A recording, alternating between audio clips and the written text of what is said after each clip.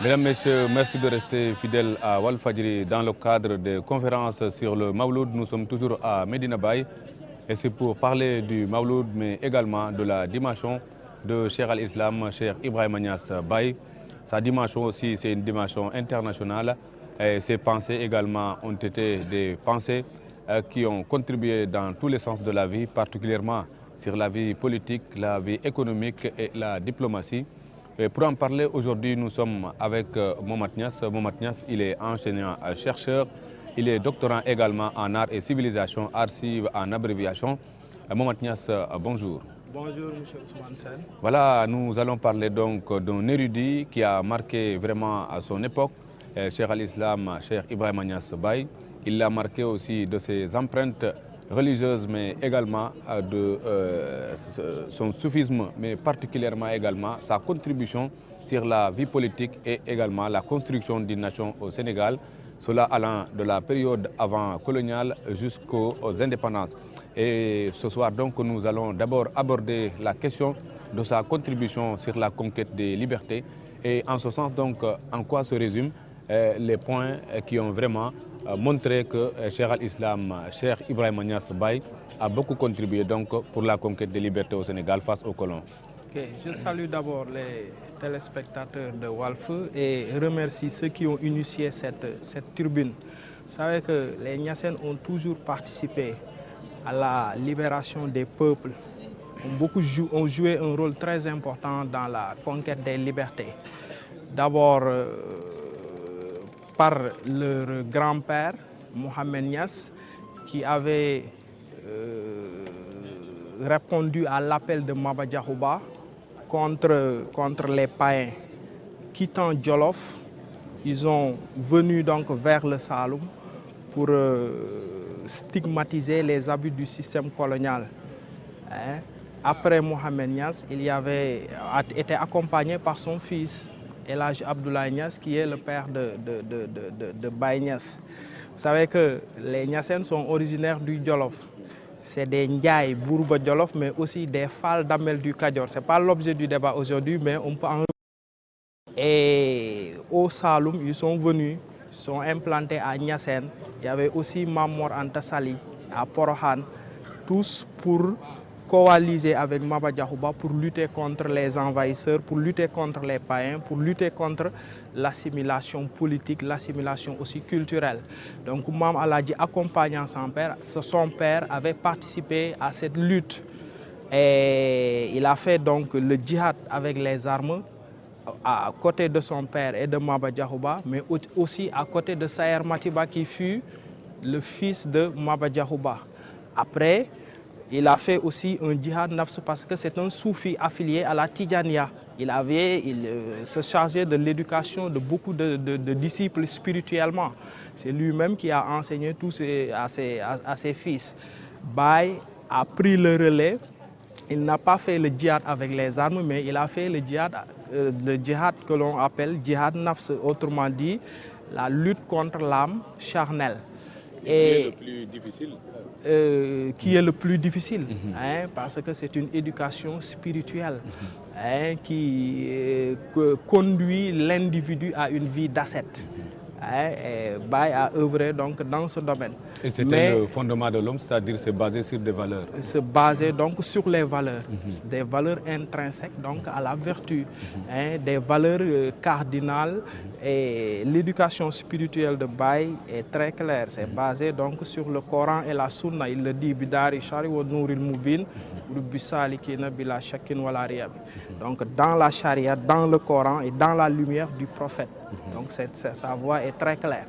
Donc il a participé à cette conquête donc, pour les libertés. Et comme beaucoup de chefs religieux, peut-être qu'ils étaient dans l'ombre, on voyait en avant francisants, si je peux dire, mais ils les ont soutenus moralement et matériellement.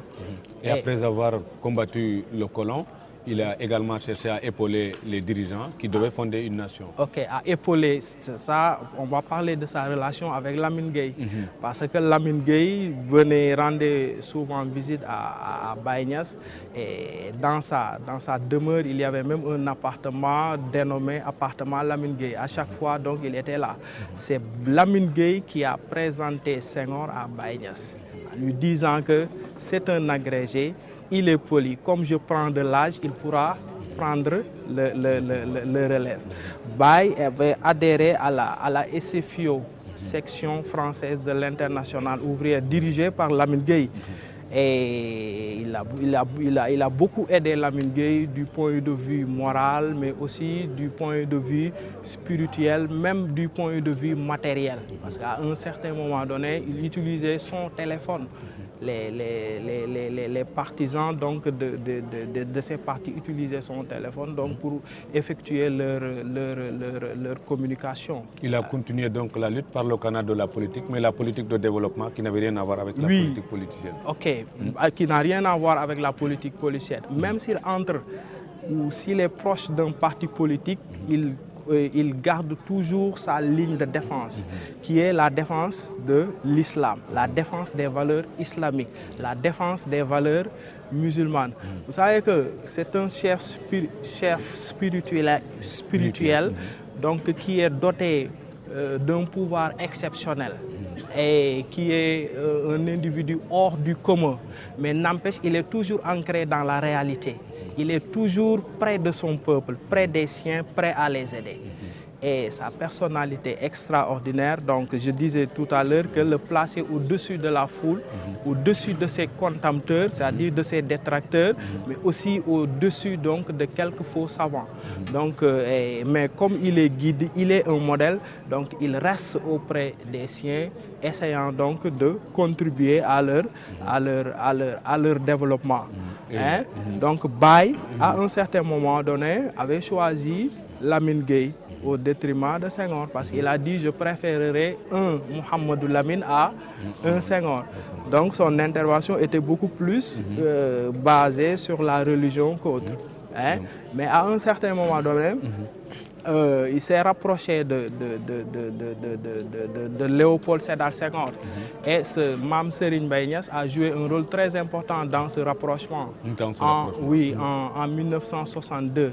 Et Senghor même était venu ici rendre visite donc, à Baye Niasse en 64. Mais en 66, il y a de nouveau donc une rupture entre Baye et Senghor, parce que il y avait un coup d'État fomenté par le général Ankara, donc qui avait renversé le régime de Kwame Nkrumah.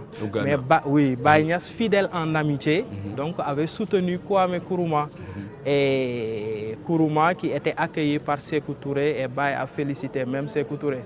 Donc ce fut de nouveau la rupture. Parfois il est avec Senghor, parfois aussi les relations étaient en dents de scie, en dents de scie. Mais entre le conflit entre Senghor et Mamadou Dia, il était avec Senghor, parce que Mamadou Dia était pro-marxiste. Il est pro-marxiste. Ouais. Et à l'époque, c'était des hommes aussi indexés, parce qu'apparemment leurs idées n'avaient aucune convergence avec l'islam. C'est cela, hein, c'est cela. Et pour dire que ces chefs religieux donc, ont beaucoup contribué, peut-être que dans l'ombre, mais dans la conquête des libertés.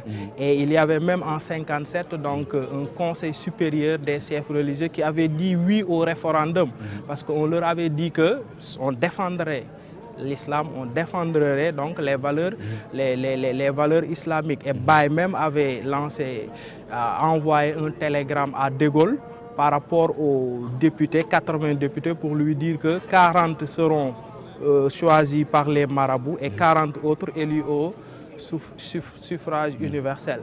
Et pour revenir un peu en arrière sur la période coloniale, vous savez qu'il y a David Robinson et Jean-Louis Triot qui ont écrit donc un ouvrage, Le temps des marabouts, un itinéraire stratégique islamique. Et David Robinson donc, disait que à la fin de la période coloniale, donc Baye, son organisation, son mouvement donc, était plus important donc, en Afrique en Afrique de l'Ouest, notamment au Sénégal, en Mauritanie, etc. etc.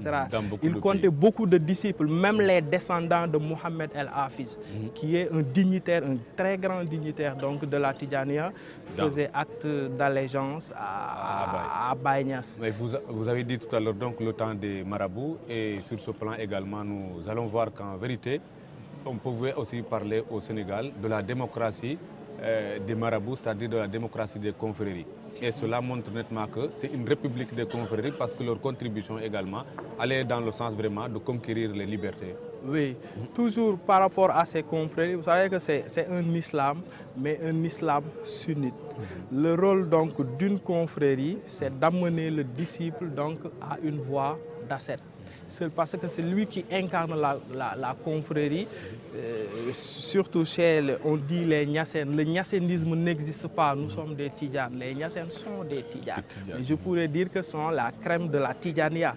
Et le tidjanisme, quel est son rôle? C'est mieux aider donc l'individu à vivre pleinement sa foi dans la paix, dans la solidarité, surtout dans le respect du Coran et de la Sunna. Donc parce tous que les c'était tous les hommes sont nés égaux. Oui. Donc comme le stipule l'islam, c'est ce qui fait qu'aujourd'hui, cet érudit donc avait vraiment un goût très prononcé des libertés. Ensuite, de la démocratie, parce que vous avez parlé d'un pouvoir renversé, et il avait tenu à rétablir l'autorité. Oui, de la démocratie. Et cela ne date pas de ce temps des marabouts. Si on se réfère à l'appel de Thierno Souleymane Baal et de Abdou Khadr Khan, oui, la théocratie, l'instauration de la théocratie dans le Tekrour en 1776. Et cette instauration de cette théocratie, comment dirais-je, si je peux dire que ça a avancé de très loin, donc ces constitutions européennes. Donc l'Afrique était là avec ses valeurs, était ancrée donc dans ses traditions, et on pourrait se fonder donc sur ces valeurs-là et sur ces traditions-là pour essayer donc de marcher donc vers le développement. Et comme on l'a vu donc, tous ces héros-là qui ont donc mené une lutte contre le colon et qui se liguaient parfois en Afrique et sur tout le continent, on a vu que donc Cheikh al-Islam, Cheikh Ibrahima Niass, a levé donc le flambeau très haut en essayant également de mener une diplomatie au plan international pour pouvoir aussi... Au plan international. Donc d'abord, il est nationaliste. Il est très enraciné. Donc c'est ce que je disais tout à l'heure. Il est hors du commun, il est supérieur à nous, mais il est présent parmi nous, essayant donc de nous aider. Et un nationaliste, c'est ce qui le rapproche de Nasser. Un panafricaniste, c'est ce qui le rapproche de Kwame Nkrumah. Donc chantre du nationalisme et chantre aussi du panafricanisme. C'est un homme qui a marqué son temps et qui a participé à toutes les luttes de son époque. Il était engagé donc sur tous les fronts, mais son engagement allait dans le sens de la défense de l'islam. Parce que même durant la période coloniale, les colonies françaises et anglaises, vous savez que Baye, avec le Nigeria, le Ghana, il y avait ça, c'est des colonies anglaises. Les colonies françaises alliaient leurs forces donc pour contrôler son mouvement. Vu la fulgurance, le développement rapide de ce mouvement, et surtout chez les jeunes. Et David Robinson dit que ce mouvement, c'est une revanche des jeunes qui étaient les relais d'Ibrahima Niass donc dans leur communauté. Et ceci les inquiétait. Mais les rapports, et ils espionnaient entre eux, essayaient donc de contrôler français et anglais, essayaient de contrôler son mouvement, mais à l'interne, les rapports, tous les rapports donc convergent donc dans un même but, en stipulant que c'est un cheikh donc pétri de valeurs islamiques, très pacifiste, très modéré, donc qui tenait en main son mouvement, qui s'acquittait de ses droits et de ses devoirs. Parce qu'il lançait, il poussait toujours ses disciples donc à payer leurs impôts donc auprès de l'autorité coloniale. Et il le dit même, il est en déphasage à ces marabouts voyageurs et quêteurs qui n'a jamais demandé aucune facilité, qui n'a jamais demandé donc aucune facilité à l'administration, donc en échange de quelques proclamations donc de loyalisme. Et grosso modo, donc, ils étaient conscients que c'est un cheikh donc, qui aidait son peuple à vivre sa foi donc, dans la dignité, dans le respect donc, des préceptes islamiques et dans la paix et dans la solidarité et dans l'entraide. Il n'a jamais aussi hésité à rappeler à l'ordre l'autorité quand il y avait abus, mais également à contribuer pour au moins trouver des solutions à certaines questions de l'époque, particulièrement le code de la famille, et on peut citer aussi sa réponse à Jean Lefebvre. À Jean Lefebvre, oui, à Jean Lefebvre. Jean Lefebvre, vous savez que dans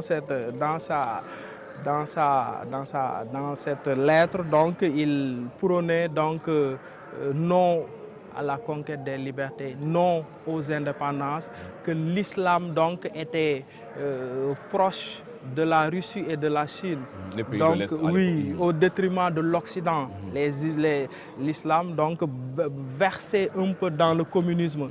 Et Baye lui a répondu de manière très polie et très simple en lui disant que ce 20e siècle, c'est l'ère des libertés, c'est l'ère donc du nationalisme et que tous les peuples seront gouvernés plus tard par leur population. Parce que ces populations sont plus fortes que les gouvernements et que l'ère des gouvernements par des étrangers est révolue.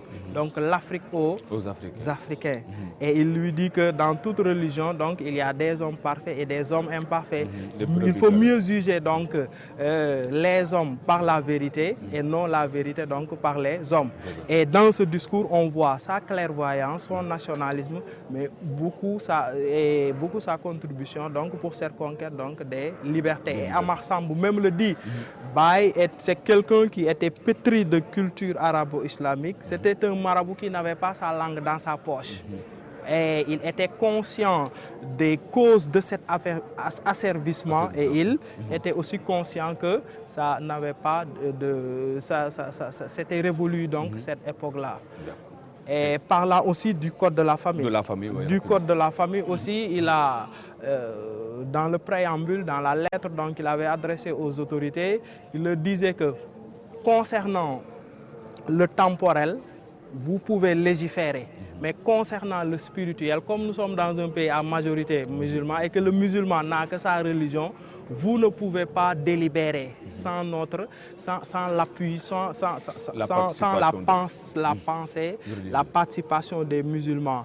Et en ce sens-là, il a dit que je n'accepterai qu'aucune disposition soit prise au détriment du Coran et de la Sunna. Et pour ce qui est du code de la famille, il a participé, on peut en parler très rapidement sur deux points. Sur l'option matrimoniale. Sur l'option matrimoniale, donc c'est... Qui favorise donc la mère. Le musulman a droit à 4 épouses et aussi des taras, c'est-à-dire des femmes au statut servile, mais il faut les traiter au même pied d'égalité. Mais aussi si les conjoints sont consentants pour un mariage monogamique, là aussi il n'y a pas de problème. Et pour ce qui est aussi du système d'héritage, il s'est appuyé sur la sourate intitulée La Femme, sourate 4, verset 8, où il dit وإذا حضر الخصمة أولي القربى واليتامى والمساكين فارزقوهم منه فقولوا لهم قولا معروفا. Si par exemple des nécessités, des orphelins, des proches parents assistent au partage, offrez-leur quelque chose et parlez-leur convenablement. Et pour cela, il dit que le fils naturel ne doit avoir donc une part, mais pas comme le fils légitime, le fils, donc pas une part entière donc comme l'héritier légitime. Donc à chaque fois, sa pensée était en phase avec le Coran, et les textes de la Sunna. Avec la Sunna. Et cela montre donc Cheikh al-Islam, Cheikh Ibrahima Niass, donc sa pensée reste donc d'actualité puisqu'on discute aujourd'hui de liberté. On parle aujourd'hui de djihad avec ce qui se passe dans la sous-région et ailleurs, mais également on parle de la parité qui consiste donc à favoriser la femme, mais ce n'est pas la femme donc par la compétence, mais parfois c'est par la récompense et peut-être il n'était pas de ces hommes qui devaient donc à chaque fois favoriser la femme donc de manière aveugle au point de susciter une grande polémique aujourd'hui. Ok, mais il disait aussi aux femmes donc de se rivaliser dans la quête du savoir, avec les hommes, pour être surtout les jeunes, parce que Médina est fondée sur trois choses, le culte du savoir, le culte du travail, mais aussi le culte de l'adoration. Et il demandait aux jeunes donc de rivaliser avec les plus grands savants et que l'avenir d'un pays dépend des jeunes et non tous les jeunes. Les jeunes donc qui cultivaient quand même ces valeurs pour qui pouvoir cultivaient donc ces valeurs, et les jeunes donc qui s'éduquaient et qui étaient en train donc à participer au développement de leur peuple, qu'ils soient hommes ou femmes. Et c'est une très bonne conclusion donc Momad Thiam. Je vous remercie. Je rappelle que vous êtes enseignant-chercheur. Pour faire, mais je peux lancer rapidement en 2 mots. Oui, je peux lancer un appel surtout aux jeunes Mouhadam pour leur dire que la voix de Baye Niass est très claire. Il a parlé, il a écrit. Personne ne peut la galvauder.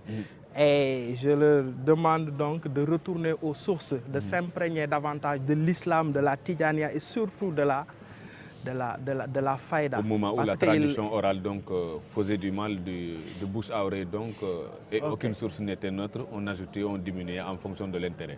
Je vous remercie, Momad Thiam. Merci, c'est moi qui vous remercie. Allez. Voilà, mesdames, messieurs, merci d'avoir suivi ce débat consacré encore à Cheikh al-Islam, Cheikh Ibrahima Niass Baye. D'autres débats donc à venir, toujours dans le cadre du Mawloud à Medina Baye.